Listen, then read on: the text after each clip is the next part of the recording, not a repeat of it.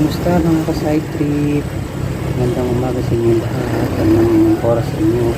Ngayon na nandito tayo sa Commonwealth at susubukan nga natin dumaan dito sa MC Lane o yung sila tinatawag ngayon na exclusive motorcycle lane sa Commonwealth. Actually, talagang dumayo ako dito sa Commonwealth para tingnan kung ano nga ba yung lagay ng kalsada para sa mga motorsiklo. Ang sabi kasi ng iba ay meron daw malubak, hindi daw safe para sa mga motorsiklo.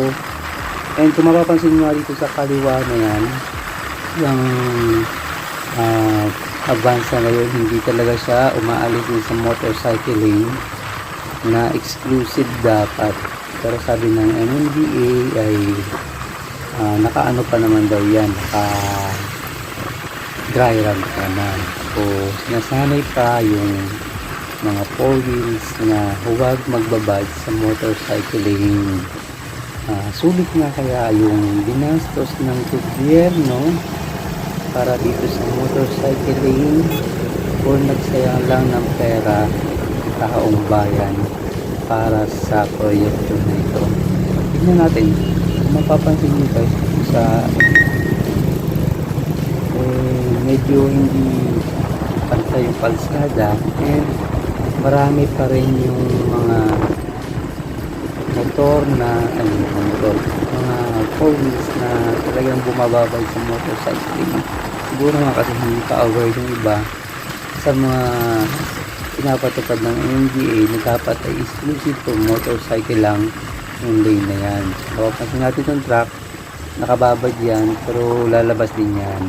So usually mga mga public vehicle yung madalas na pumapasok at lumalabas ng motorcycling, which is medyo malaki, talagang dapat sumanod ng motor medyo talagang exclusive na ingat din ang dapat nating pairalin. So defensive driver sana tayo lagi. So about sa mga lubak naman, wala naman ako masyadong nakitang malalim na lubak na threat para sa mga riders, pero dapat mas makinis pa and medyo nawawala yung linya ng motorsiklo dun sa mga area sa Commonwealth going to Quezon Memorial City. So ayun na nga, siguro bigyan natin ng time yung government na patupad yung motorcycle lane sa takdang araw. Sanayin na mabuti yung mga 4-wheel vehicle na huwag magbabad masyado sa MC lane para naman mas banayad yung takbo ng mga motorsiklo kasi talagang napatong lang talaga sa aksidente ng motorsiklo. So yung mga rider naman na yan talagang susunod naman yan kung ano yung sinasabi ng batas, pero hindi lahat, meron talagang matigas ng ulo, hindi natin maiiwasan yun. So walang